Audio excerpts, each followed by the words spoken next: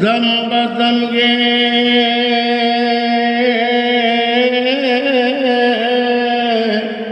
سکینہ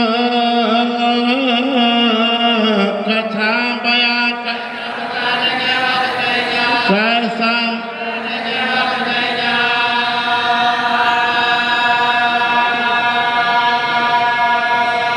دیکھوں گی کس طرح سے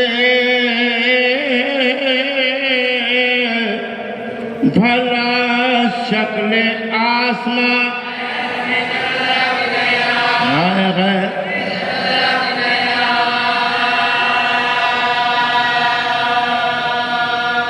اما صبح کی جان خدا بھی بچائے گا شکل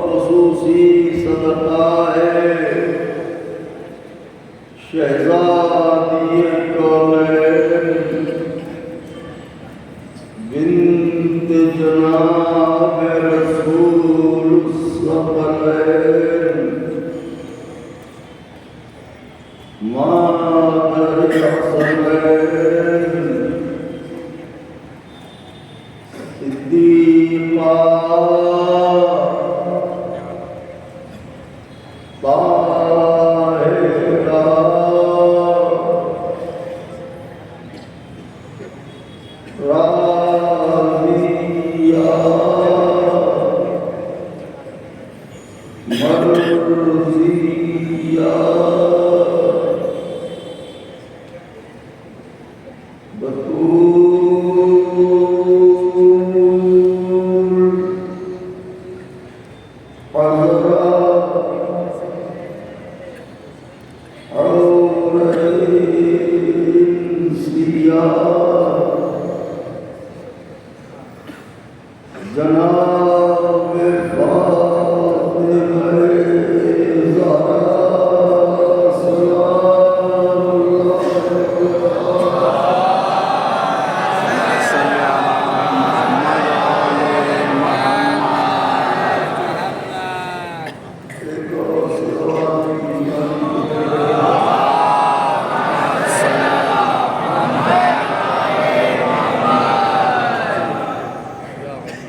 بی بی سلام علیہ کی نعرہ پاک سے لپٹی ہوئی گرد کے ذروں کا تصدق ہے کہ کاتب تقدیر نے ہمارے دلوں میں عزائے قبول کا جذبہ رکھ کے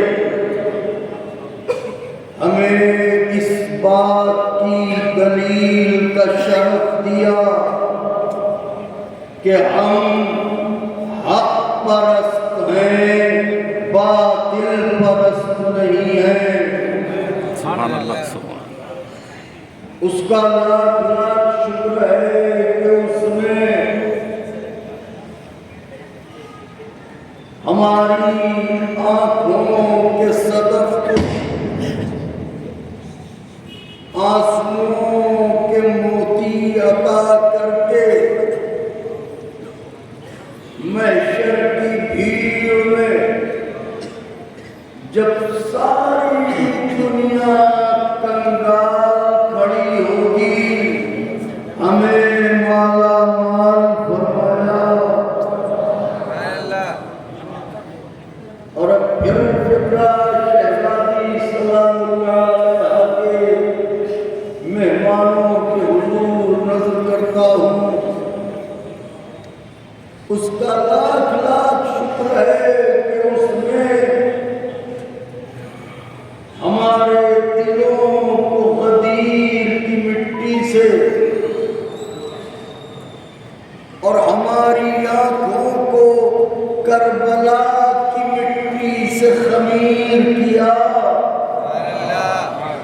تاکہ جب فضائے آل محمد ہوں تو دل کی خوشی کے سبب چہرے گلاب ہونے لگیں، اور جب مسائل آل محمد ہوں تو آنکھیں پیاسوں کے نام کی سبیلیں لگا دیں۔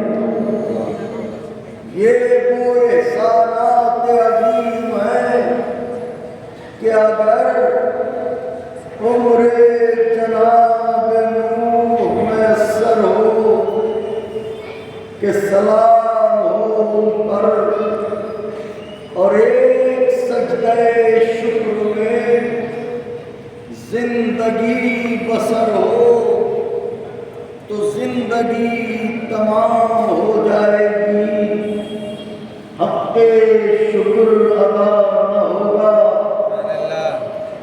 الحمدللہ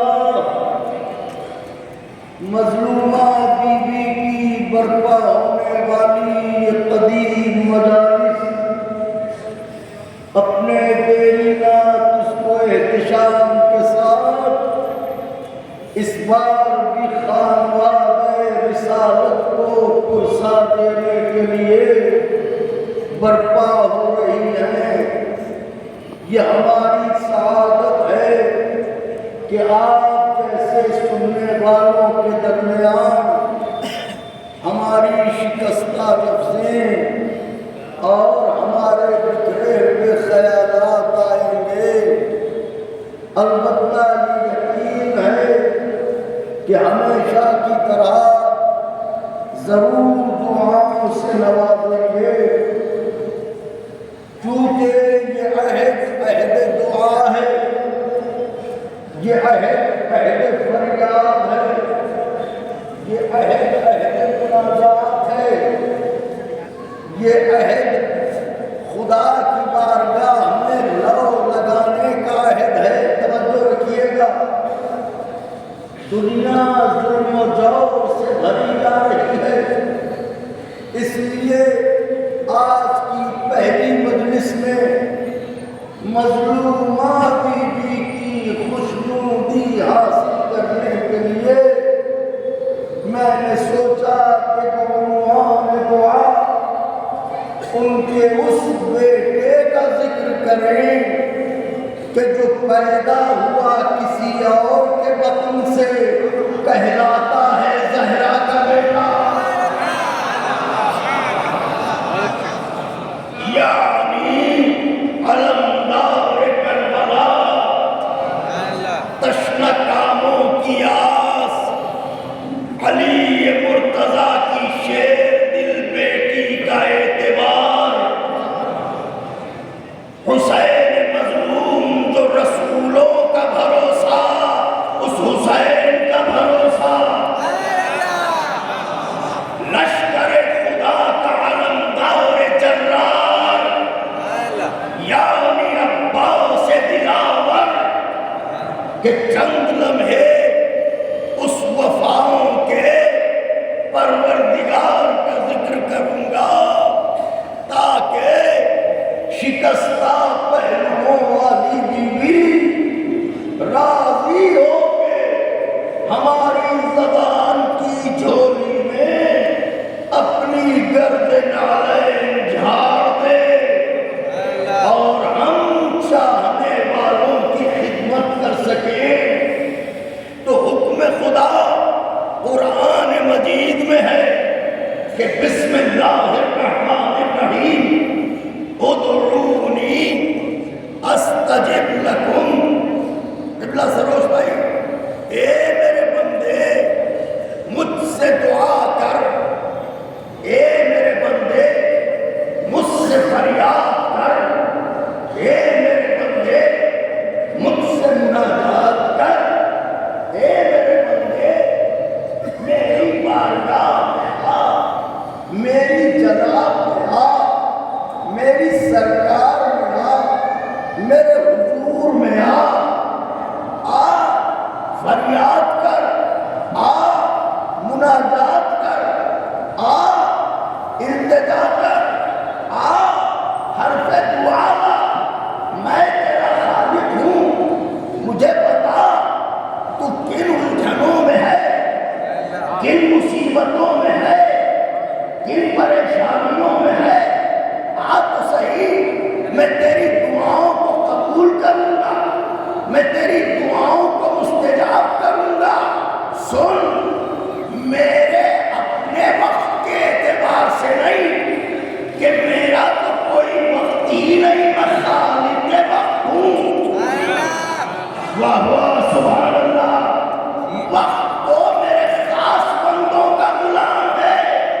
یہ اختیار تجھے دیتا ہوں کہ ویسے تو میں نے اول وقت بنا رکھا ہے، لیکن اگر تو اول وقت نہیں آ سکتا تو جب سمجھ میں آئے میری بارگاہ میں آ جا.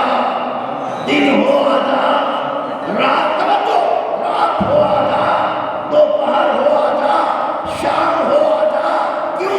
اس لیے کہ یہ دنیا کے امدادی دفتر ہے جہاں ملنے کا وقت لکھا ہوتا ہے. میں نے جملہ عرض کیا ہے حضور کے لیے، میری بارگاہ میں کوئی وقت معین نہیں ہے. اگر دن کے اجالے میں آنے میں شرم محسوس ہوتی ہو تو رات کی تنہائیوں میں جب خلق خدا سو جائے تو میری بارگاہ میں آ جانا. اس لیے کہ نیند اور اونگ دنیا کو آتی ہے، مجھے نہ نیند آتی ہے نہ مجھے اونگ آتی ہے. لا تأخذہ سنۃ ولا نوم. تو تجھے نیند کیوں نہیں آتی، تجھے اونگ کیوں نہیں آتی؟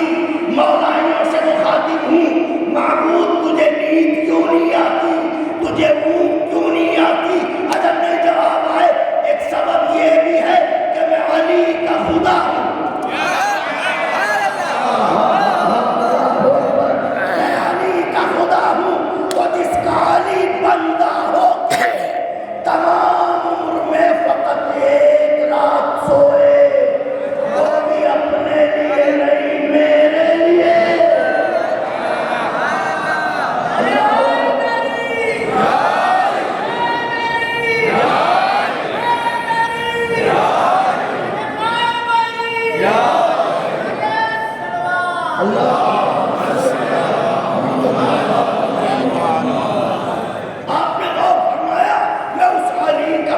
پروردگار ہوں، میں اس علی کا خدا ہوں، تو میرے لیے نیند نہیں ہے، میرے لیے اونگ نہیں ہے، تو جب چاہے میری بارگاہ میں آ جائے۔ اس کا مطلب خدا چاہتا ہے بندہ دعا کرے۔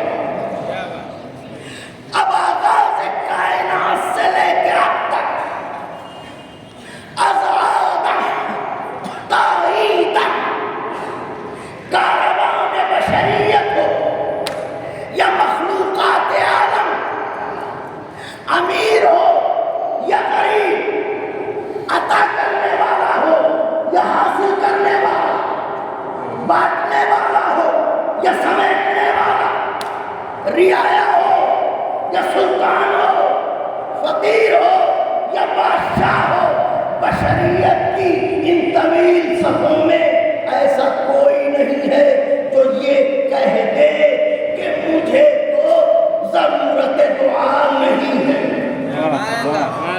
اگر بات آپ تک پہنچے گی تو ضرور دعا سے نوازیے گا۔ ایسا کوئی نہیں ہے جو یہ کہہ دے کہ مجھے تو ضرورت دعا نہیں ہے۔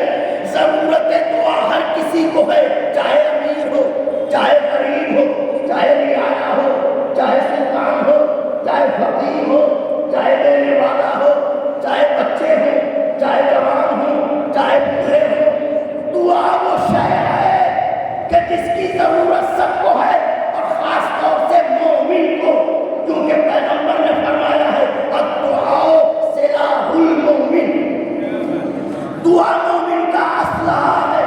تو پتہ چلا دعا سب کی ضرورت۔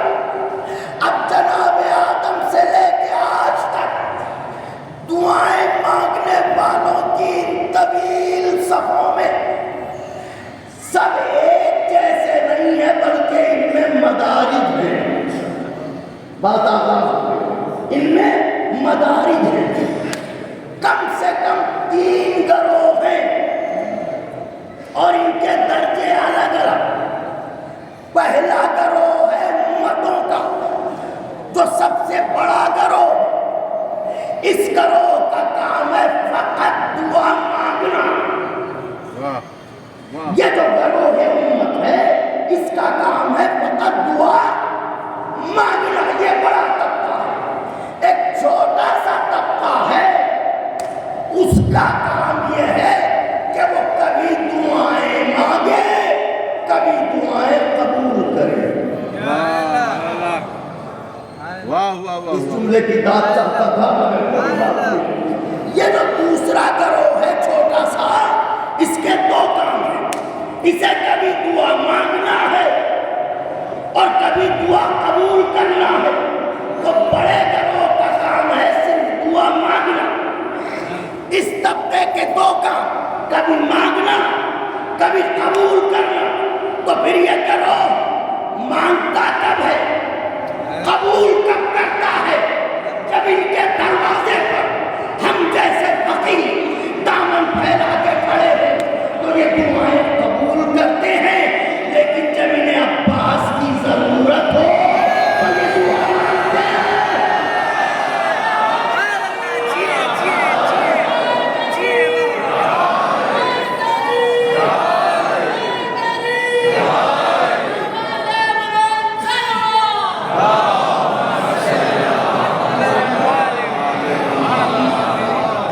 میرے مولا جزاتے ہیں، جب انہیں جناب عباس کی ضرورت ہوتی ہے تو یہ دعا مانگتے ہیں، اور دعا مانگنے کی کیفیت یہ ہوتی ہے کہ ید اللہ اٹھتے ہیں، لسان اللہ التجا کرتی ہے۔ واہ واہ واہ واہ۔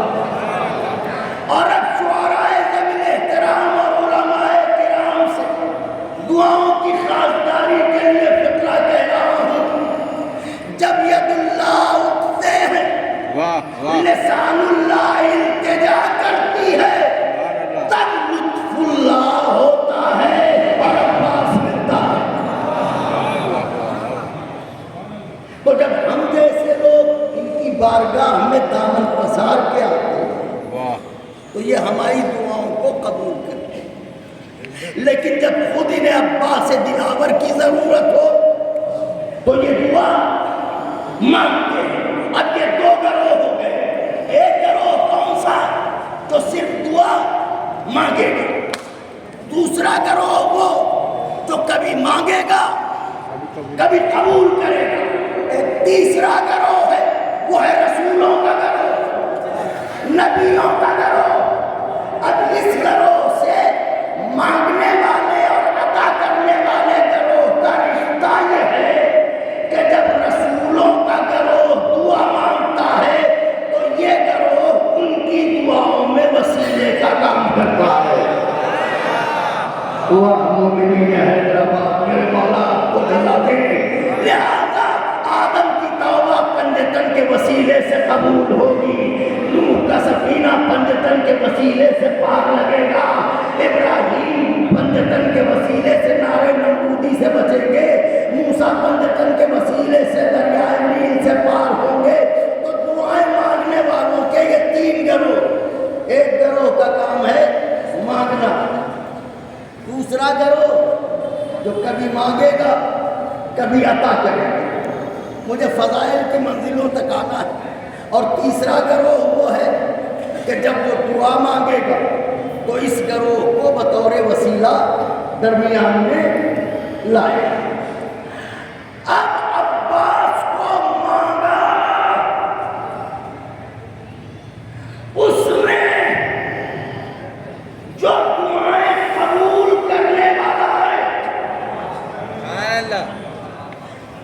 آ گئے دروازے نجف کا فقیر، کاسے طلب پھیلائے، الگ الگ آوازیں، الگ الگ صدائیں، الگ الگ طلب، الگ الگ التجا، مگر قبول کرنے والا ہے۔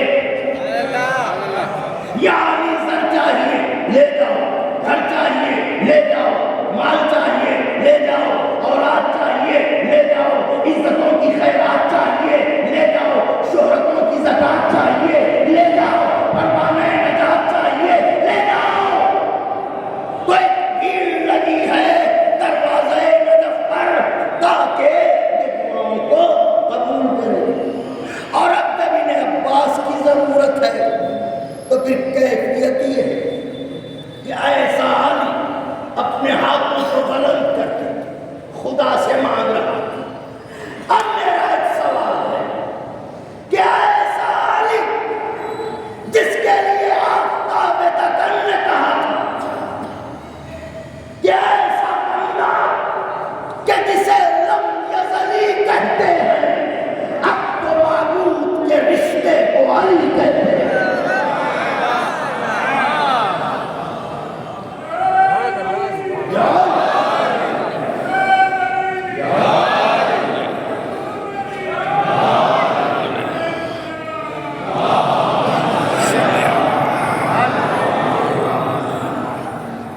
ایسا بندہ کہ جسے لم یزلی کہتے ہیں، اب تو معبود کے رشتے علی کہتے ہیں۔ ایسی صورت میں اب جب علی دعا مانگے تو جسے علی مانگے تو نہ مانگنے والے کا جواب ہوگا نہ ملنے والے کا جواب ہوگا۔ جب مانگنے والے کا کوئی جواب نہیں ہے تو ملنے والے کا جواب کیا ہوگا؟ تو مانگا علی نے، دیا خدا نے، ملے عباس۔ اس کو بولیے میں کیا کہہ رہا ہوں، مانگا علی نے، دیا خدا نے، ملے عباس۔ یہ تو کہہ نہیں سکتے علی نے کسی اور سے مانگا، اس لیے کہ علی سے بڑا اس کائنات میں دھنوان کون ہے؟ جس سے علی سوال کرے، سب کو علی سے سوال کرتے ہیں، ایک ہی ذات ہے، خدا کی ذات، جس سے علی مانگ رہے تو مانگنے والے علی، دینے والا بچوں خدا، ملنے والے عباس۔ تو جب عطا کرنے والا ہے خدا اور مانگنے والا ہے علی جیسا صاحب نظر، تو یہ ماننا پڑے گا کہ خزانہ قدرت کا سب سے قیمتی الماس ہے عباس۔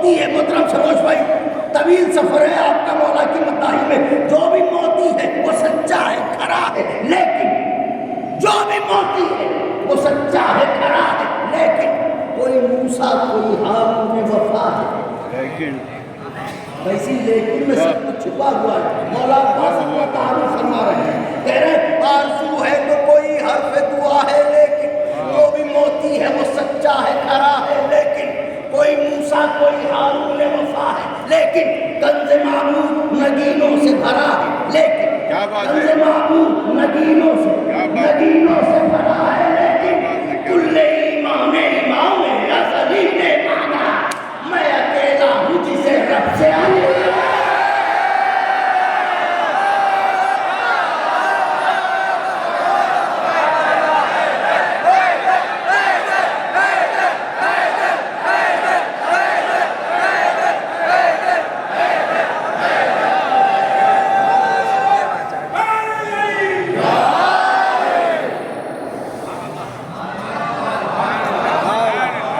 ایک بندہ اور یاد آ گیا ہے،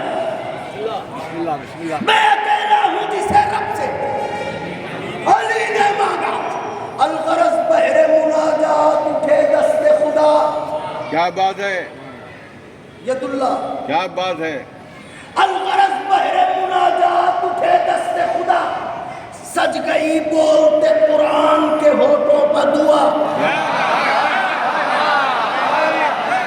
رخ تاریخ اخوت پر چڑھا رنگ وفا، واہ واہ واہ، بیتے مولود حرم دیکھ کے قدرت نے کہا، علی کا گھر دیکھ کے اللہ نے کہا، بیتے مولود حرم دیکھ کے قدرت نے کہا کہ اب غرور شب تاریک ذرا ماد بھی ہو، 12 سورج ہے جب اس گھر میں تو ایک چاند ہے۔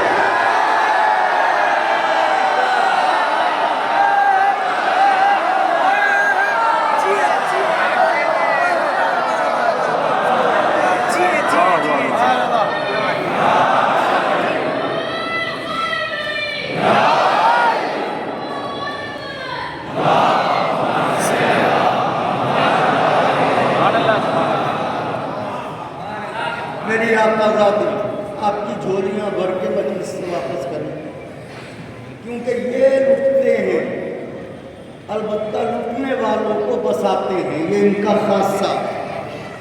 تو نوجوانوں، بچوں، بزرگوں، سب کی جھولیاں بھر جائیں انشاءاللہ۔ ایک نعرہ میں لگاتا ہوں تڑپ کے، بی بی زہرا سلام اللہ علیہا کو خوش کرنے کے لیے جگر کی پوری طاقت سے جواب دے دیجیے گا، نعرہ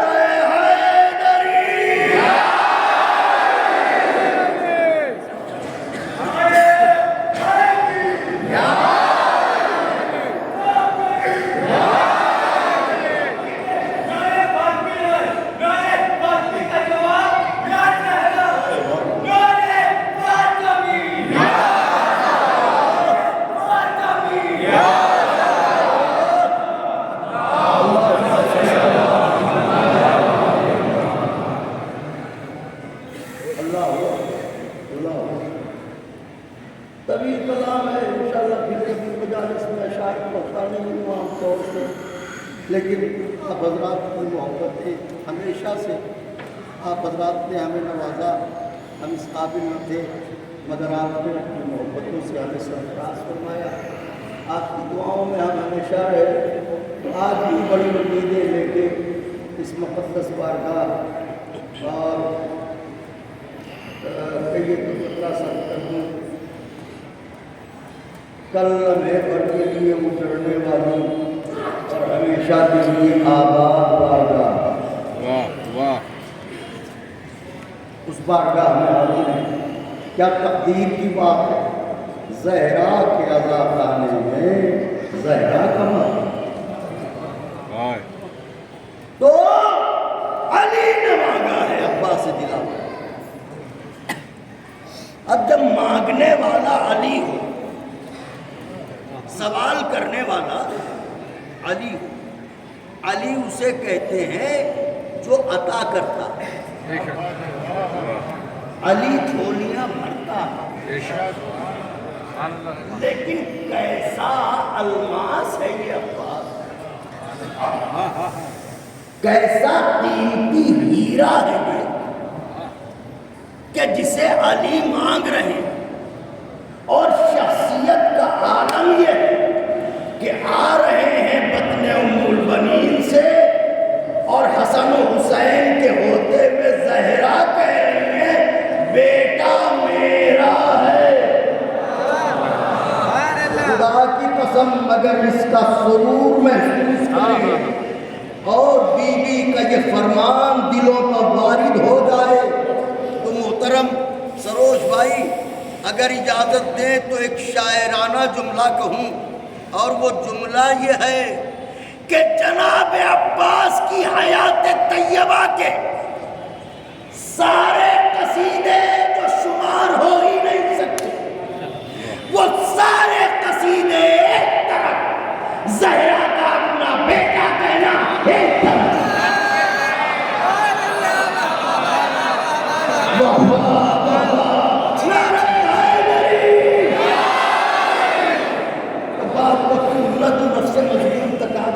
کہ صرف اپنی آقازادی کی رضا حاصل کرنے کے لیے محترم مظہر بھائی اللہ میں نے آج سوچا کہ ان کے بیٹے کا ذکر کر دوں، کیونکہ میں نے علماء سے سنا ہے کہ جب مجلس جناب عباس برپا ہوتی ہے تو شہزادی اپنے آخری بیٹے کو حکم دیتی ہے کہ مہدی جاؤ، عباس پر ہونے والے آئے ہیں،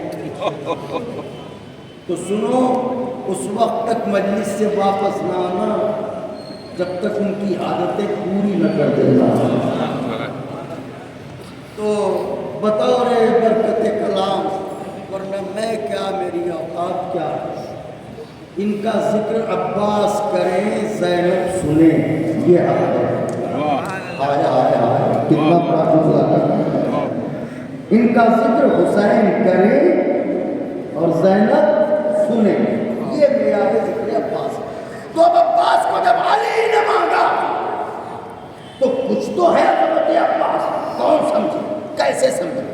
آئیے عقل بشر کی پرواز اتنی کا جو سمجھ سکے کہ شخصیت عباس کیا ہے، جو سمجھ سکے کہ عظمت عباس کیا ہے۔ کیوں؟ اس لیے کہ آج تک آخری سب تک کے آج میرا یہ جملہ وقت کی پیشانی پر لکھ دیجیے گا، چیلنج کر رہا ہوں، چھوٹا ہوں بڑی بات، مگر اعتبار ان کا ہے کہ ان کے بیٹے کے لیے کہنے جا رہا ہوں، آج تک ایسا کوئی پیمانہ بنا ہی نہیں جو عباس کا قد ناپ کے بتا دے۔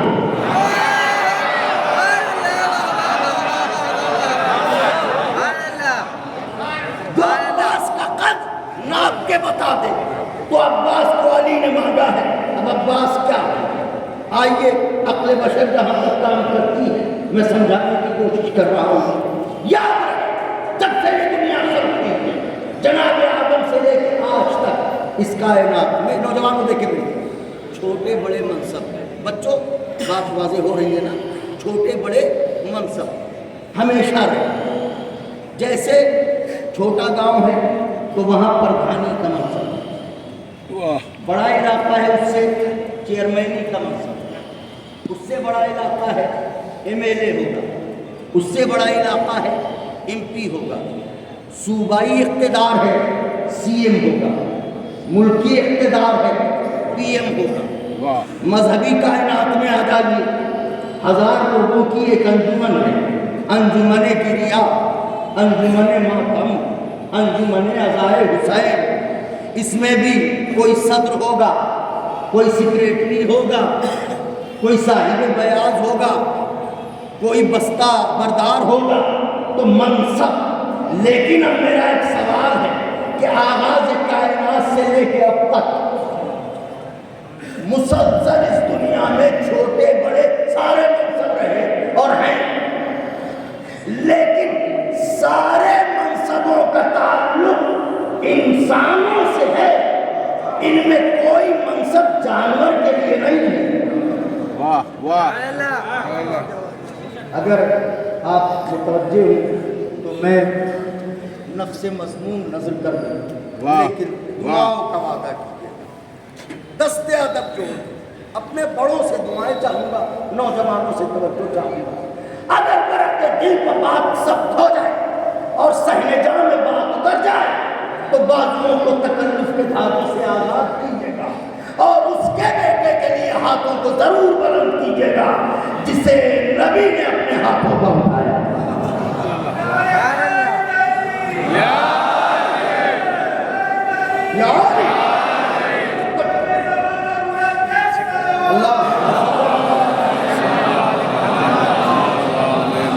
چھوٹے بڑے سب اس کائنات میں ہیں مگر سب انسانوں کے لیے آپ کہیں گے دلیل یہ ہے، سنیے، دلیل یہ ہے کہ ہم نے کسی گاؤں میں بزرگوں کو یہ نہ دیکھا کہ جب پردھانی کا الیکشن قریب آیا ہو تو انہوں نے لوگوں کو بلایا ہو اور کہا ہو کہ بازار جاؤ اور مضبوط ہاتھ پیروں کا جانور خرید لاؤ کیونکہ اسے الیکشن میں کھڑا کرنا ہے۔ جب ایم ایل اے کا الیکشن آیا ہو تو ہم نے کہیں نہیں دیکھا کہ لوگوں نے کہا ہو کہ جاؤ ذرا ہٹا کٹا لے کے آنا جو ریس میں پیچھے نہ رہے، مضبوط جانور ہونا چاہیے۔ ایم ایل اے کا الیکشن ہے، ایم پی کا الیکشن ہے، سی ایم بنانا ہے، پی ایم بنانا ہے، ان کا توبہ کیجیے، توبہ عقل کی بات کیجیے۔ یہ سارے منصب انسانوں کے لیے، پردھان انسان بنے گا جانور نہیں، ایم ایل اے انسان بنے گا جانور نہیں، ایم پی انسان بنے گا جانور نہیں، سی ایم انسان بنے گا جانور نہیں، پی ایم انسان بنے گا جانور نہیں۔ اب بننے کے بعد جانور ہو جائے یہ الگ کی بات ہے۔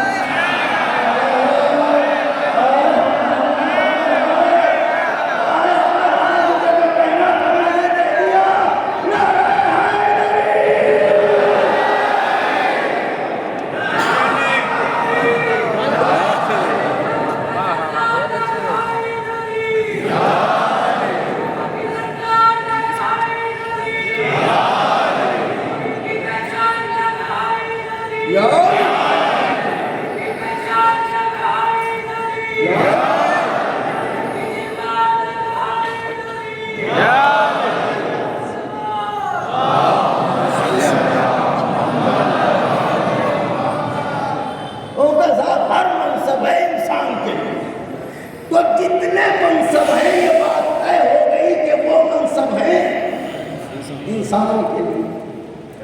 اب میرا ایک سوال ہے، مجھ سے زیادہ گہری نظر رکھنے والے میرے بزرگ تشریف فرما ہیں، مجھے بتائیں اگر میں کہیں غلطی کروں تو مجھے متوجہ فرمائیں کہ میری سیکھنے کی عمر ہے بڑوں سے، مجھے انصاف سے بتائیں کہ یہ سارے منصب ہیں انسانوں کے لیے، لیکن ان منصبوں کا رشتہ بشریت سے کب تک ہے؟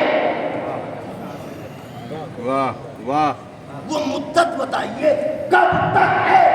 تو سارے بزرگوں نے مل کے کہا، سارے نوجوانوں نے مل کے کہا، سارے بچوں نے مل کے کہا کہ ہر منصب کا رشتہ انسان کی سرحد حیات کی آخری یقین تک، واہ واہ واہ، جب تک زندہ ہیں پردھان جی ہیں، مر گئے تو تھے ہیں نہیں، جب تک زندہ ہیں میرے صاحب ہیں، مر گئے تو تھے ہیں نہیں، جب تک زندہ ہیں منتری جی ہیں، مر گئے تو تھے ہیں نہیں، جب تک زندہ ہیں سی ایم صاحب ہیں، مر گئے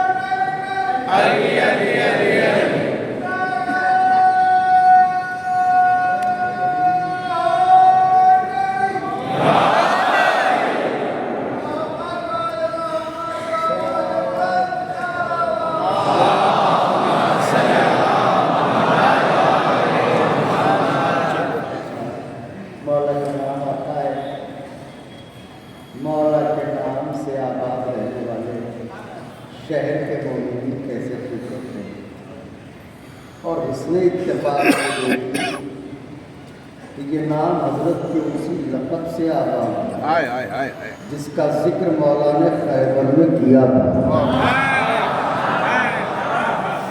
علی آباد نہیں حیدرآباد، انا الذی سمتنی امی حیدرآباد.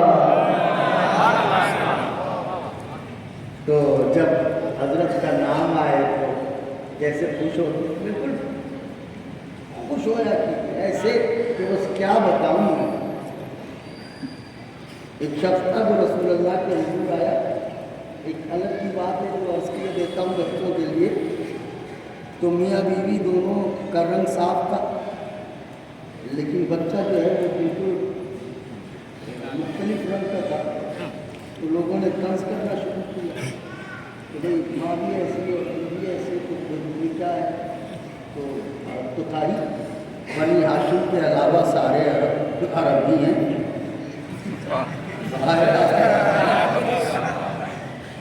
تو رسول اللہ کے پاس آیا کہ یا رسول اللہ عجیب ماجرا ہے اور میری نیندیں حرام ہو گئی، میں اس بچے کے لیے کیا سوچوں. واہ واہ پیغمبر نے مسکرا کے کہا پریشان نہ ہو، میرا بھائی علی اس وقت باغ میں ہے.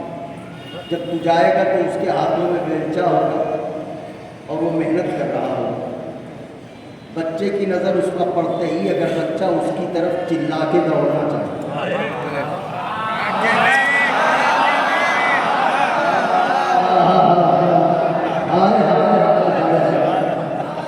تو سمجھ لینا کہ تیرا شک درست نہیں ہے. اور اگر تو زبردستی لے جانا چاہے اور وہ نہ جائے،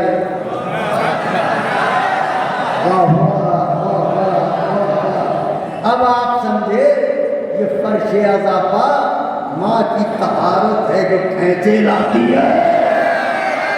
گھر میں کیا کر رہا ہے وہاں چل، علی علی ہونے والا ہے.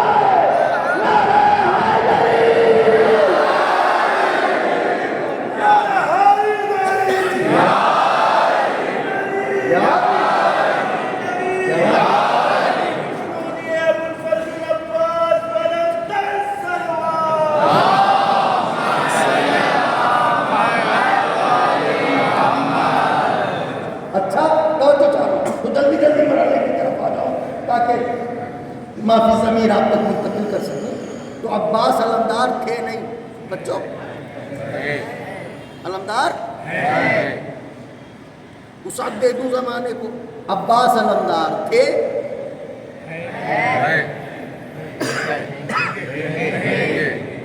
تو علمدار تھے، علمدار ہیں، علمدار. اب میرا سوال ہے بچوں، تم جواب دو کیونکہ تمہیں شعور ملا. کربلا کے 6 مہینے والے اثر کر سکتے ہیں، ورنہ اس عمر کے بچے کہیں سنجیدہ ہو کے 10 منٹ بیٹھ جائیں، یہ خلاف فطرت ہے.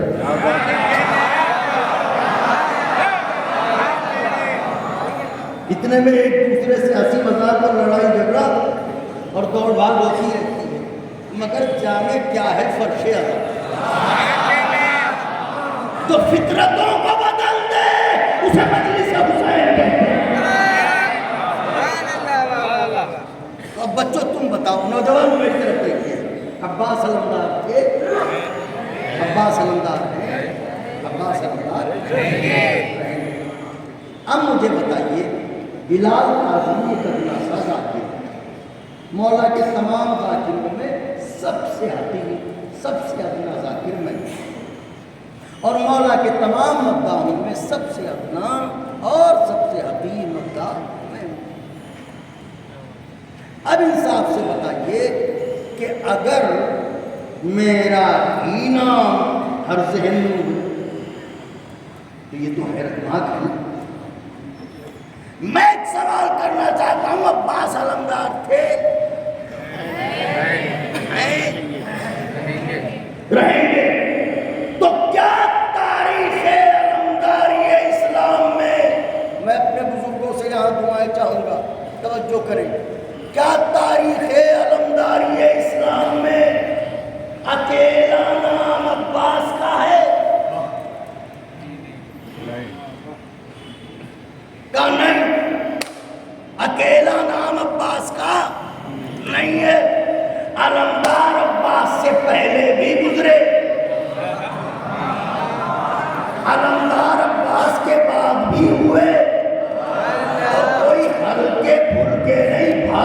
مردم جن کی شخصیت کو تاریخ بھلا نہیں سکتی، جیسے علمدار اول حمزہ شیر خدا. دعائیں چاہوں گا واہ واہ نہ واہ بولے تو دل ٹوٹے گا. واہ واہ علمدار اول حمزہ شیر خدا. میں کوتن حلی ایک مجلس پڑھنے گیا تھا تو وہاں پہ ایک ذکر کیا تھا علمدار اول حمزہ شیر خدا. علمدار دوم جعفر طیار صاحب الجناح ہے، جنہیں اللہ نے 2 پر عطا کیے ہیں تاکہ وہ جنت میں پرواز کریں. اور تیسرا علمدار تو ایسا ہے کہ نام لیجئے تو نسلوں کا پتہ چل جائے. حیدر جرار.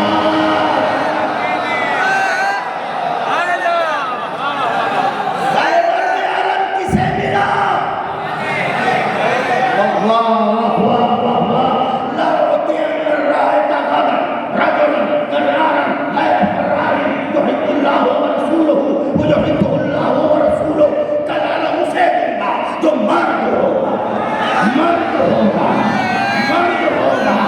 شاہ مردان، شیر یزدان، قوت پروردگار، لا فتح الا علی، لا خیر الا ذوالفقار.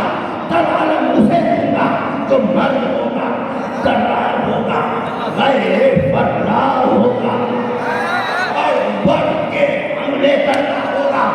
اللہ اور رسول کو وہ دوست رکھتا ہوگا، اللہ اور رسول اس کو دوست رکھتے ہوں گے. کمال یہ ہے کہ 40ویں دن صبح سویرے یہ اعلان نہیں کیا، 1 رات پہلے اعلان کیا. بہر نبوت، بہر حکمت رسالت 1 دن پہلے اعلان کیا. پوری رات کا جو منظرنامہ تاریخ کے دامن میں ہے کہ نیند کے جھونکے تو آتے ہیں مگر ایک آس ہے جو سونے نہیں دیتی، خواہش ہے جو سونے نہیں دیتی، ایک آرزو ہے جو سونے نہیں دیتی. اور وہ جس سے قریب ہے وہ اسے کوہنی مار مار کے اشاروں میں پوچھتا ہے تمہارا کیا خیال ہے کل کسے ملے گا، تمہارا کیا خیال ہے کل کسے ملے گا. اور وہ یہ کہہ رہا ہے تم سے سوا کون ہوگا، تم سے بہتر کون ہوگا. اسی تگودو میں بزرگوں سے دعائیں، اسی تگودو میں پوری رات علم کی چاہ میں صحابہ نے شب داری کی.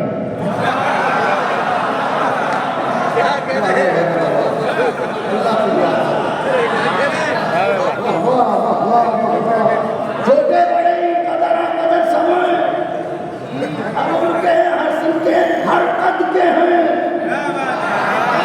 ہر علاقے کے، ہر محلے کے، ہر نسل کے، ہر خاندان کے، ہر چہرے کے. اس سے زیادہ نازک جملہ نہیں کہنا.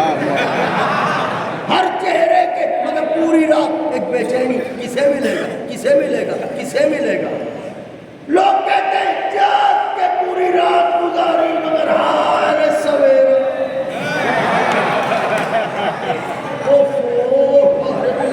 کس موڑ پر آئے ہو.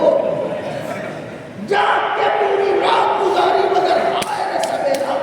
ایک تو ویسے ہی رات پر جاگنے کے بعد چہرہ اترا ہوتا ہے، اور پھر اگر آرزو نہ پوری ہو تو دوہری کیفیت ہوتی ہے. مکہ صاحب جاگے، سوال یہ پیدا ہوتا ہے کیوں جاگے. آگے بانیان مجلس کل یہ اشتہار دے دیتے کہ آزا خانہ زہرا مجلس وہ خطیب پڑھے گا جو 6.5 فٹ کا ہو، دنیا کا سب سے حسین ہوگا، کائنات کا سب سے بڑا عالم ہوگا، قد اس کا 6.5 فٹ ہوگا، وزن اس کا 100 کلو ہوگا، گیسو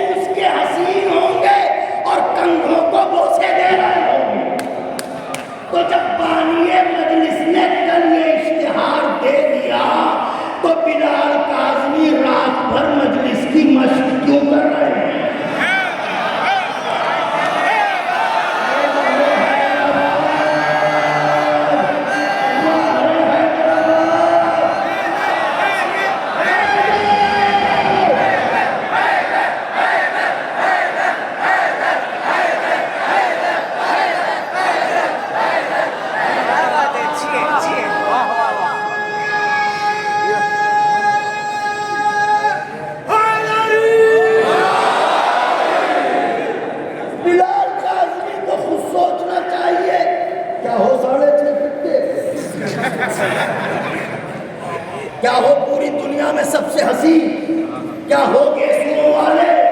تو نبی نے خالی علم دینے کی خبر نہیں دی تھی، علامتیں بتائی تھی، مرد ہوگا، کرار ہوگا،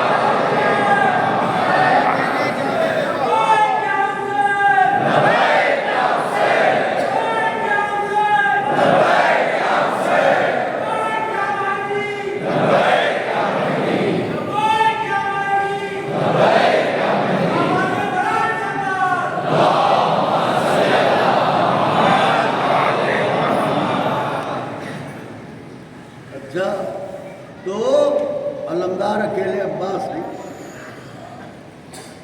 حمزہ شیر خدا علمدار، جعفر طیار علمدار، حیدر کرار علمدار۔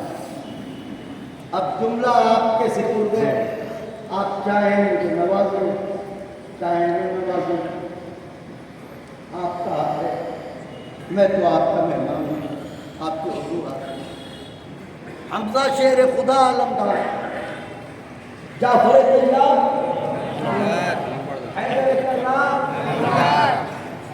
ایسے علمداروں کے ہوتے آج بھی جب آپ علم کو دیکھتے ہیں تو ذہن میں تصویر کس کی آتی ہے؟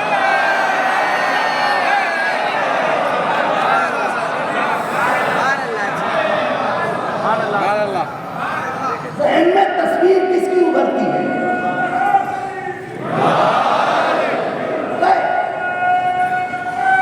یا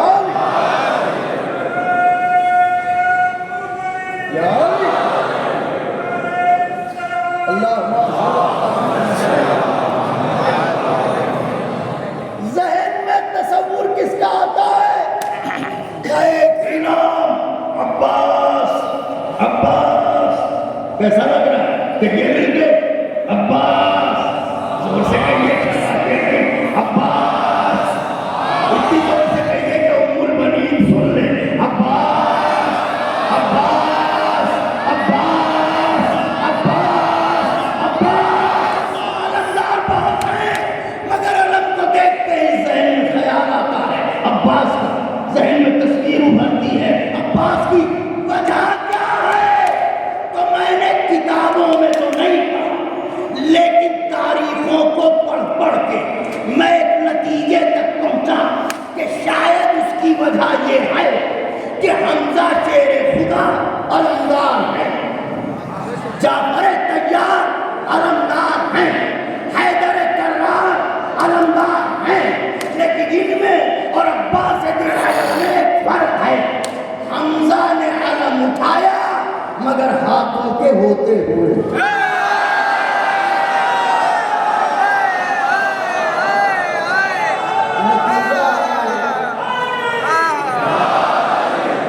حمزہ نے علم اٹھایا مگر ہاتھوں کے ہوتے ہوئے، جعفر نے علم اٹھایا مگر ہاتھوں کے ہوتے ہوئے، حیدر کرار نے علم کو اٹھایا مگر ہاتھوں کے ہوتے ہوئے۔ اکیلے ہیں عباس جن کے لیے جوش ملی آبادی نے کہا کہ دیکھو تو ذرا جرأت سقائے حرم کو، قادر کٹے ہاتھوں نے چھوڑا نہ لگا۔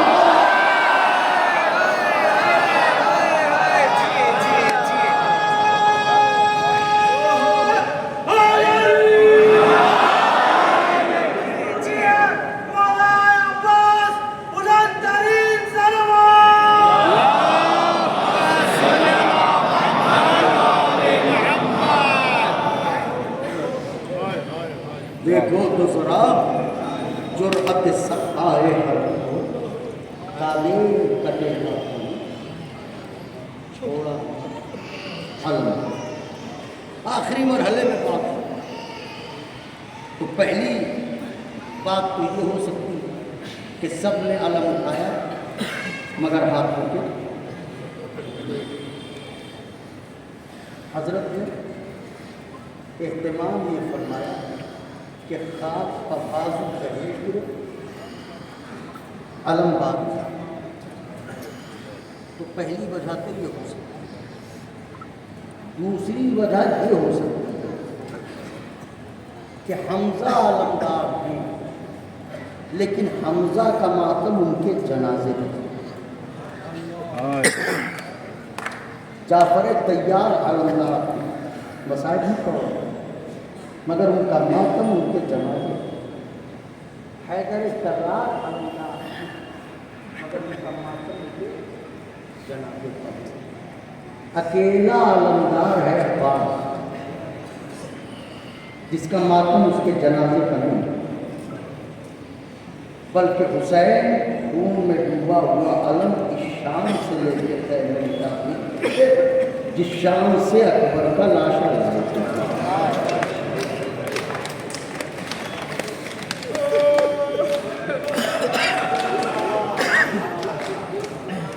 और सैदानियों ने खुद को खून भरे अलम पर ऐसे गिराया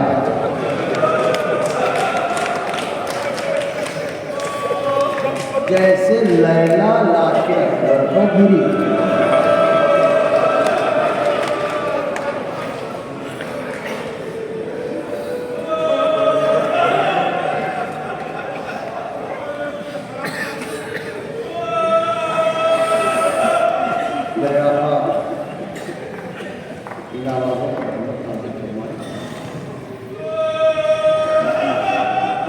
बस अगर आप लोगों की इजाज़त हो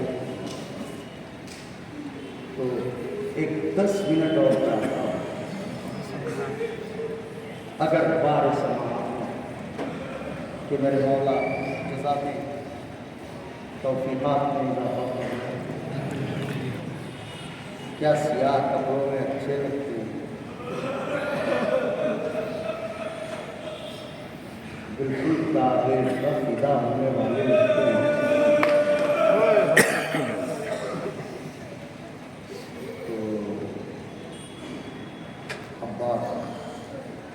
देखो तो ज़रा जुर्अत सत्ताया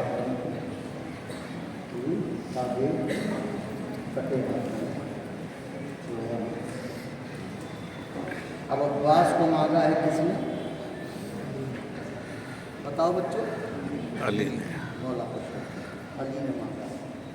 तो जिसे अली मांगे तो अब तुम्हारे सिंह के बच्चे हमसे अक्सर पूछते हैं कि मौला साहब ये बताइए जनाब अब्बास कितने बहादुर हैं?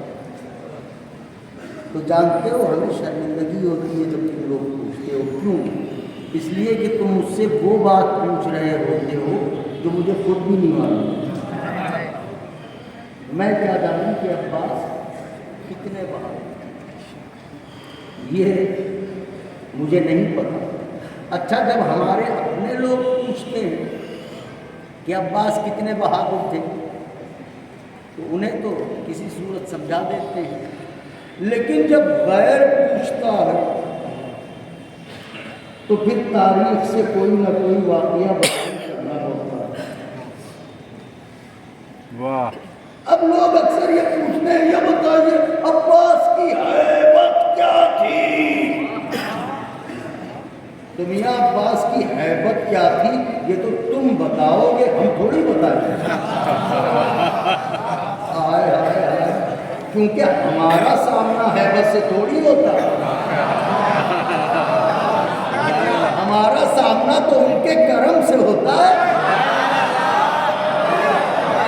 देखिए ये है मोजज़ा-ए ग़म हुसैन।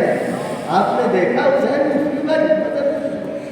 अभी कैसे बिलक रही थी, छलक रही थी आंखें, और एकदम से ये खिलाफ फितरत है। ये बात रोता हुआ एकदम से खुश होता है, मगर ये मोजज़ा-ए ज़िक्र आले मोहम्मद है। तो मियाँ हैबत से तुम्हारा ताल्लुक पड़ा, تم بتاؤ عباس کی ہیبت کیا ہے؟ ہمارا کیا تعلق ہے؟ ہم تو ان کے کرم کے بھکاری، ہم تو ان کے احسان کے بھکاری، ہم تو ان کی عطاؤں کے محتاج، تو ہمیں تو نہیں پتا کتنے بہادر۔ لیکن ایک واقعہ سنائے دیتا ہوں اور یہی تو بات تمام ہو جائے گی۔ ہمارے استاد محترم سرکار علامہ مولانا سید لیاقت رضا صاحب قبلہ نجفی علی اللہ مقامہ، جو نجف اشرف میں زیر تعلیم رہے ایک زمانے تھے کہ عرصے تک، اور سرکار آقائے بشیر نجفی کے ہمراہیوں میں ان کے داماد بھی یہاں تشریف فرما، میرے استاد تھے، علم تفسیر اور علم حدیث میں ید طولہ رکھتے تھے، اور عاشق حسین ایسے تھے کہ ان کے سامنے نام مظلوم کربلا لیا جائے اور آنکھوں سے باران اشک جاری ہو جاتے۔ تو جب میں تاریخی یا تفسیری یا حدیث کے کسی مسئلے میں الجھتا تھا تو انہیں فون کر کے ان کے پاس جاتا تھا۔ تو ایک دن میں گیا، دیکھیں میری طرف پل کے نہ جھپکے، سوال کیا ہے؟ عباس کی حیبت کیا تھی، عباس کتنے بہادر تھے۔ تو میں گیا، بیٹھے ہوئے تھے، باتیں ہوتے ہوتے جانے کیا ہوا، وہ ایک کیفے ویلا میں آئے اور جھوم کے اپنے زانوں کو ہاتھ مارے اور کہنے لگے میاں بلال میاں ایک واقعہ سنو اور اسے تم بھی پڑھنا اور میرے نام سے پڑھنا۔ تو ایسے خوش ہو کے جھوم کے کہا انہوں نے کہ میری توجہ بھی مبذول ہوئی۔ میں نے کہا ارشاد عالی، میرے استاد تھے، کہنے لگے سنو، ایک بہادر تھا تاریخ کا جس کا نام تھا ذوالقلع، یہ کہلاتا تھا ذوالقلع خیبری، اور رشتے میں مرحب کا پوتا لگتا تھا۔ تو یہ لوگ لگتے ہی ہیں، ہوتے تھوڑی ہیں۔ ذرا سا مل کے بول دیجیے، میرا کلیجہ آپ کی ہتھیلی پر ہے۔ لگتے ہی ہیں، ہوتے تھوڑی ہیں۔ تو یہ رشتے میں مرحب کا پوتا لگتا تھا، بڑا طاقتور، بڑا بہادر، بڑا لڑاکو، جنگجو، ظاہر مرحب کا پوتا ہے۔ اس کے کچھ قریبی دوست بھی تھے، تو جب یہ کثرت کرتا تھا تو اس کے ساتھ رہتے تھے اس کا حوصلہ بڑھانے کے لیے۔ تو کثرت کرتے وقت جب وہ مقدر گھماتا تھا تو آپ سوچئے، سب کچھ لکھا نہیں ہوتا، سوچئے اس کا بلڈ پریشر کہاں پہنچتا ہو۔ ایسے عالم میں ایک دن اس کے ایک ساتھی نے جو مہین طبیعت کا تھا، جب وہ پوری طرح پسینے میں ڈوبا ہوا تھا، اس کے کانوں کے پاس گیا اور کہا میاں بڑے کسبل دکھا رہے ہو، یہ بھی جانتے ہو تمہارے دادا کون تھے؟ یہ بھی جانتے ہو انشاءاللہ روح کی وادیوں میں گلاب کھل جائے گے، یہ بھی جانتے ہو تمہارے دادا کون تھے؟ اب وہ مقدر گھماتا جاتا ہے اور بتاتا جاتا ہے، ہاں کیوں نہیں جانتا، میرے دادا مرحب تھے، کون تھے؟ اتنے بہادر تھے کہ ان کو اکیلے کو عرب کے 10,000 لشکروں کے برابر آنکا جاتا، ایسی ہیبت تھی کہ ان کا نام سن کے لشکروں کے پاؤں پڑ جاتے، جس زمین پر میدان میں جس دھرتی پر قدم رکھ دیتے تھے میدان ہلنے لگتا تھا۔ اس نے کان میں چپکے سے کہا میاں یہ تو سب کچھ ٹھیک ہے جو تم نے بتایا، یہ بھی جانتے ہو اسے مارا کس نے؟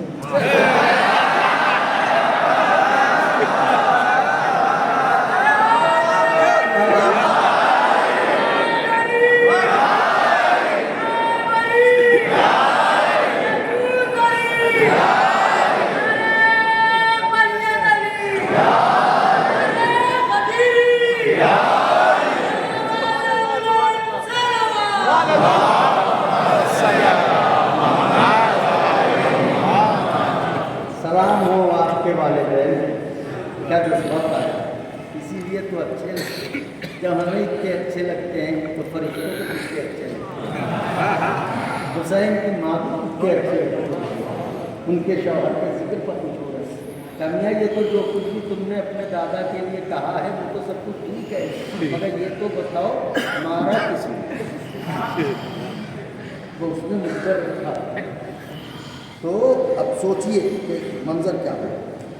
غصے میں سانسیں تیز ہوئی, ہانپنے لگے اور کبھی دائیں دوڑا کبھی بائیں اور قریب آ کے اس کا گریبان پکڑا اور یوں اٹھا لیا. تو کہا بول کس نے؟ اس نے کہا میاں زمین پر اتارو تو بتاؤ.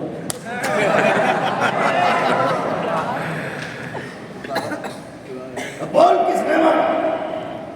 اس نے کہا نام ایسا ہے کہ جگر تھام لو. کیا بتائے گا؟ کہا ہے کیسا لگا؟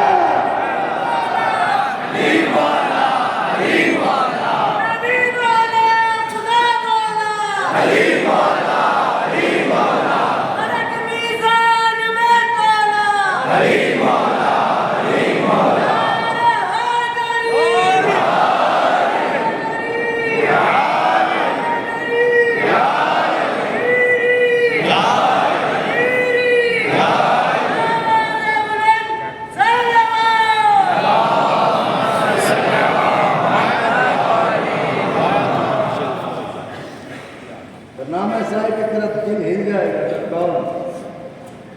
کہا ہے یار تو جس نام سے دادا کی چولہے ہل گئی ہو اس نام کے آگے پوتے کی کیا اوقات ہے؟ حیدر نے مارا. ملیں گے کہاں؟ دلوں کی پہچان ہوتی ہے. جب بادل گرجتا ہے برستا کہاں ہے؟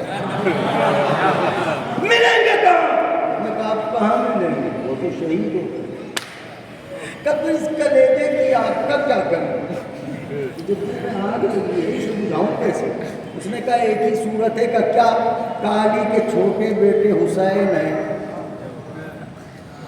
حسین کو قتل کر دے, تیرے کلیجے کی آگ بھی بجھ جائے گی, بدلہ بھی ہو جائے گا. اس نے جاسوسوں کو چھوڑا, ہرکارے دوڑے, پتہ کرو حسین کہاں ملیں گے.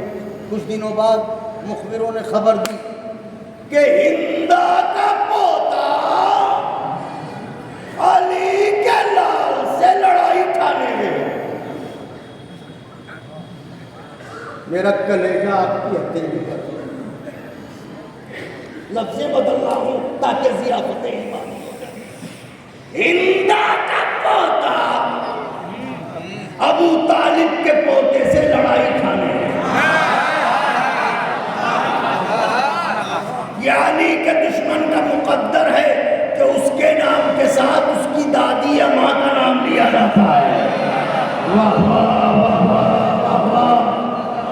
ہندا کا پوتا ابو طالب کے پوتے سے لڑائی ٹھانے گئے حسین سے. تو اس نے کہا چلو موقع اچھا ہے, بدلہ بھی ہو جائے گا اور ہندا کے پوتے پر احسان کا ردہ بھی رکھ دیں گے. کہ اگر میں نہ ہوتا تو حسین سے جیت نہ پاتا معاذ اللہ. اس خیال سے اپنے چاہنے والوں کے ساتھ چلا. شام آیا, کہلا بھیجا جا کے کہہ دو ذوالقلہ آیا ہے, ذوالقلہ آیا ہے. یزید تو تھا ہی گھبرایا ہوا. اس نے جیسے ہی ذوالقلہ کا نام سنا کہ جلدی بلا کے لاؤ, ہو سکتا ہے کچھ میرے کام آ جائے. اپنے بغل میں کرسی رکھا. یزیدی کارندے اسے عزت و احترام سے لے کے دربار میں آئے. وہ یزید کے پہلو میں بیٹھا. اس نے دربار کو دیکھا, غرور میں اکڑ کے کہا کیوں ہندا کے پوت؟ میں نے سنا ہے علی کے بیٹے سے جنگ ٹھانی ہے. یزید نے کفِ افسوس ملتے ہوئے کہا اے ذوالقلہ اسی کا تو افسوس ہے, نہ راتوں کو سوتا ہوں نہ دنوں کو چین پاتا ہوں. وجہ کیا ہے؟ کارے لشکر اکٹھا نہیں ہو پا رہے ہیں. ملکوں سے منگوا لیے, شہروں سے بلوا لیے, مگر لشکر ہے کہ اکٹھا نہیں ہو پا رہا اور لڑائی ہے حسین سے. تو ذوالقلہ نے کہا یہ تو بتا کتنا لشکر اکٹھا ہوا؟ اس نے ہاتھوں کو مل کے کہا ارے اب تک یہی کوئی 4-5 لاکھ ہے۔ اس ملعون نے کہا مگر یہ تو بتا حسین کتنا بڑا لشکر لا رہے ہیں۔ مجھے امید تھی کہ آخری سب تک ہاتھ اٹھے گا، مگر کوئی بات نہیں، یہ تو بتا حسین کتنا بڑا لشکر لا رہے ہیں۔ اس نے کہا یہی کوئی چھوٹے بڑے جوان بوڑھے سب ملا کے 72 چھوٹے بڑے جوان بوڑھے سب ملا کے 72 ذوالقرا اٹھا۔ اس نے غصے میں یزید کو ایک مکہ مارا اور کہا وائے ہو تجھ پر، خوف حسین نے تیرا دماغ خراب کر دیا ہے۔ کل 72 لوگوں کے ساتھ حسین آ رہے ہیں، اتنا بڑا لشکر تو اکٹھا کر چکا ہے اور کہہ رہا ہے لشکر ہی نہیں۔ یزید اٹھا، اس نے اس سے زوردار مکہ ذوالقرا کو مارا اور کہا دماغ میرا خراب نہیں ہوا، تیرا خراب ہوا۔ یہ لشکر 72 کے لیے اکٹھا نہیں کر رہا ہوں، کافر سننے میں آیا ہے حسین اکیلا نہیں آ رہا ہے۔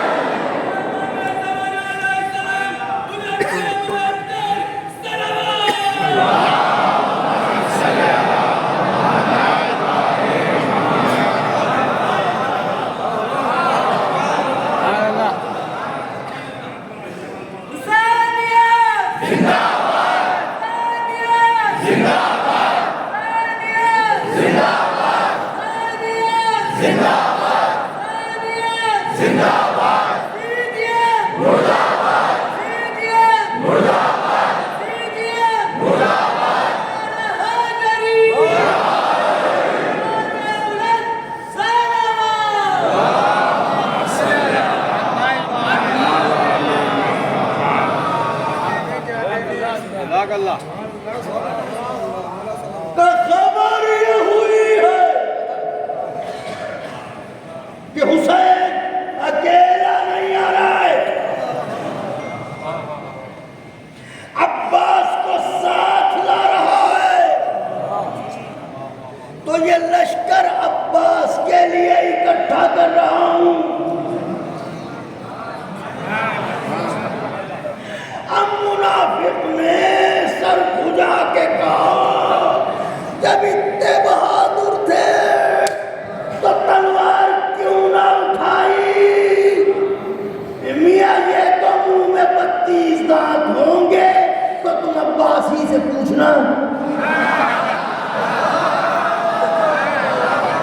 میں تو صرف اتنا جانتا ہوں کہ ہو سکتا، آخری جملہ جہاں تک آواز جا رہی ہے بیان سے دل پر لکھیے گا، میرا دل تو یہ کہتا ہے ہو سکتا ہے شب عاشور جب عباس اصغر کو گہوارے کے قریب لوریاں دینے گئے ہوں تو اصغر نے مسکرا کے کہا ہو امو جان ایک بات کہو اصغر، بات یہ ہے کہ کل آپ تلوار نہ اٹھائیے گا، 9 ہی لاکھ تو ہے، انہیں ہنس کے مار ڈالیں گے۔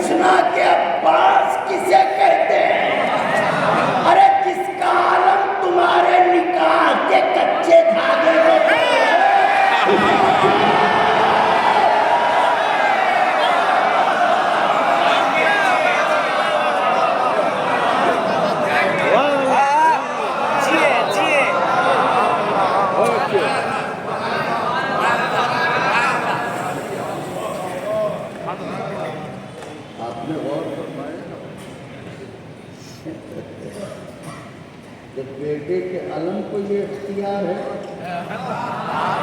تو کیا رسول اللہ باپ کو اختیار دے کے نہ گئے ہوں گے؟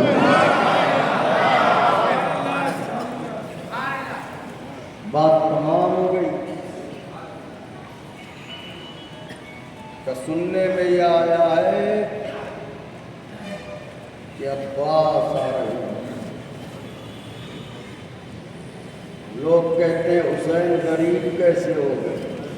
ایسے عباس کو مار ڈالو گے تو حسین غریب نہ ہوں گے.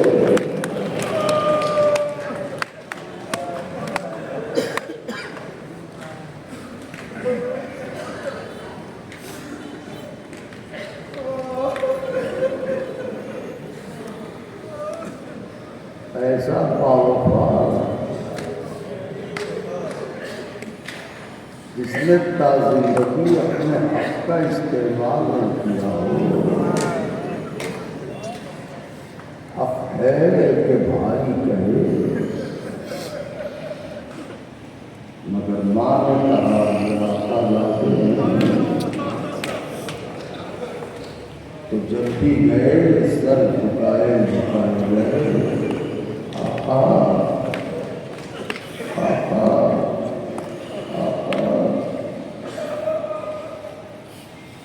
رونے رلانے والوں کا شہر ایک جملہ چڑھا بعد میں محسوس کیجیے گا. عباس نفس پہ ضبط کرنے والے اس باکمال کو کہتے ہیں جو حسین جیسے بے نیاز کے دل میں تمنا چھوڑ دے اور حسین کو کہنا پڑے عباس جانے سے پہلے ایک بار تو کہہ دو بھائی.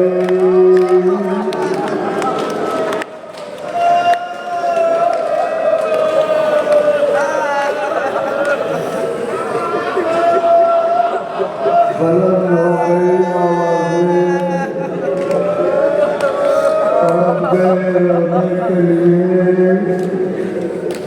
ان مجالس کی روایت ہے کہ پہلے دن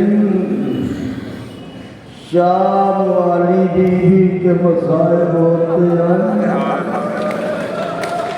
جس کے بازوؤں پر رسیوں میں کربلا لکھی,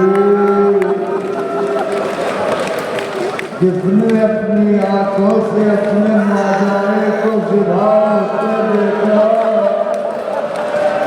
جس نے حسین کو کبھی پاؤں پھیلاتے کبھی خاک پر پاؤں سمیٹتے دیکھا, جس نے اپنی ٹوٹی پسلیوں والی ماں کو بال دھوئے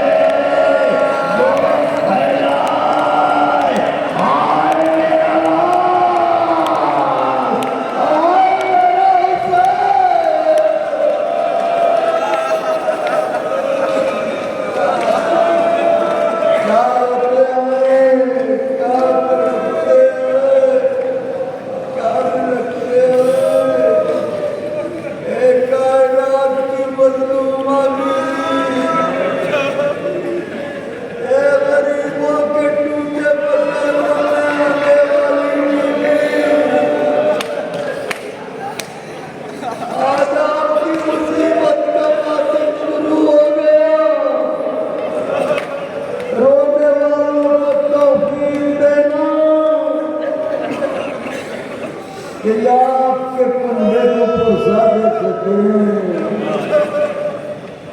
میں ایک چھوٹی سی روایت پڑھوں گا حضور,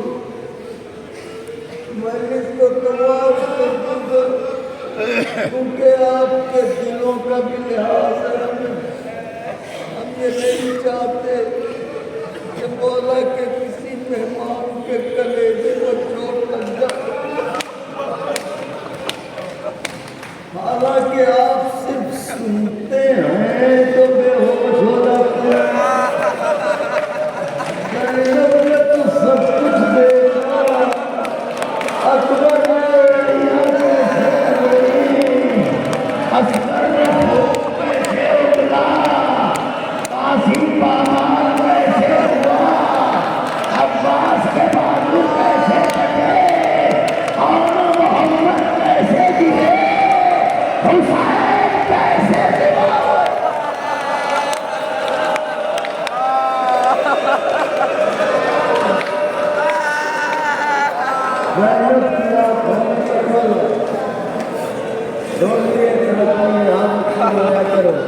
चादर डालो ये गिरिया या अल्लाह या हुसैन या मलाइका समावात।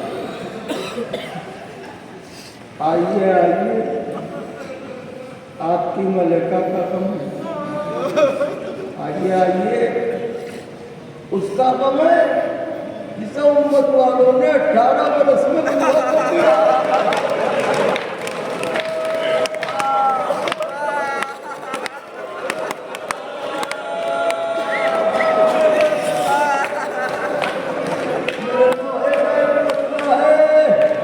सदियों से दीन है इसी रंजो मलाल में, अरे सारा शहीद हो गई 18 साल में।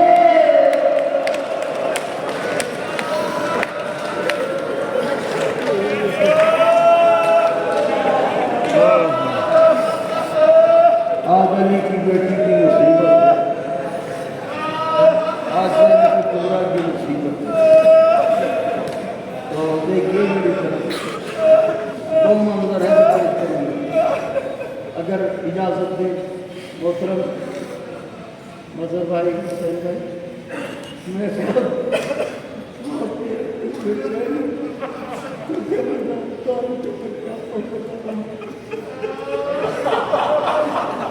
चाहने वालों को क्या गुजरेगी, लेकिन उनको जरूर दीजिएगा। मैं बताऊं ज़ैनब कैसी पर्दादार भी थी।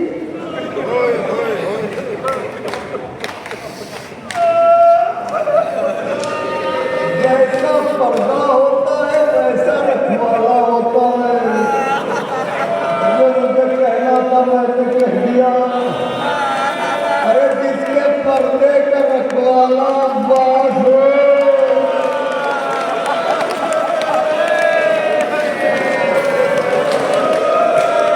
उस ज़ैनब के पर्दे का क्या आलम होगा। तो वो पर्दे का एक मंजर पेश कर रहा हूँ। ज़ैनब के पर्दे का एक मंजर पेश करना चाहता हूँ। मदीने से कारवां चलने वाला है, अमारियों में आयतें बैठ गई हैं। हुसैन करीब में बहती ज़ैनब आए, आवाज भी पहना आम आ जाए, कब चले। ज़ैनब ने महफिल का पर्दा हटाया तो खुदाए देखा रुक जाओ हुसैन। थोड़ी देर बाद मेरा एक पहना चले, एक पर्दा हटा, मैं देखा मैं देख रुक जाओ। थोड़ी देर बाद फिर आए चले, पहना देर होती है। फिर वही रुक जाओ, पहना क्यों कसम में भागी है हुसैन, मैं परदेश लेके चल रही हूँ और मैं बार बार पर्दा हटा के देख रही हूँ, सब नजर आ रहे हैं, मुझे अब्बास नजर नहीं आ रहा है। जब तक अब्बास नजर ना आएगा ज़ैनब तुम्हें मदीने से लेके न निकलेगी। हुसैन ने कहा अब्बास है कहाँ है, दो उंगलियां उठाई का देखो। अब तो ज़ैनब ने देखा मदीने के बाहर घोड़े का सवार एक रास्ते पर खड़े हुए हर आने वाले से कह रहे हैं रास्ते बदल दो, अली की बेटियां नबी की नवाजियां ज़ारा की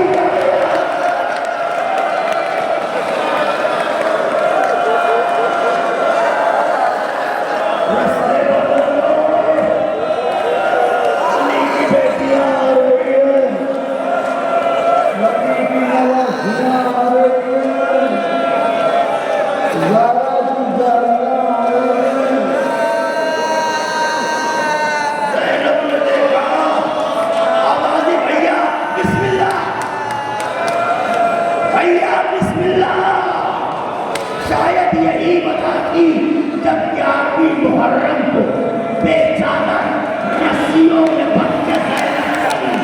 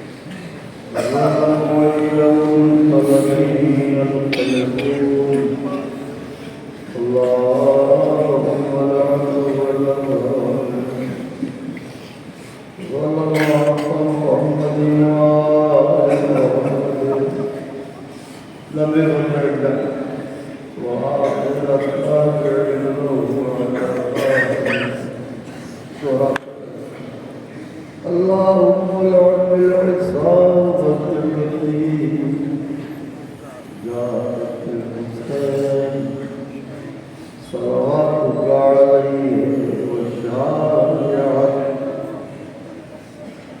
وبايعت وطابعت على تقديم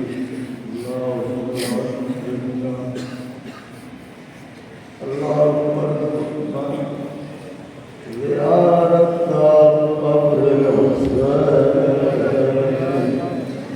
عليه السلام في الدنيا وشفاعته في الآخرة اللهم اجعلنا من الباكين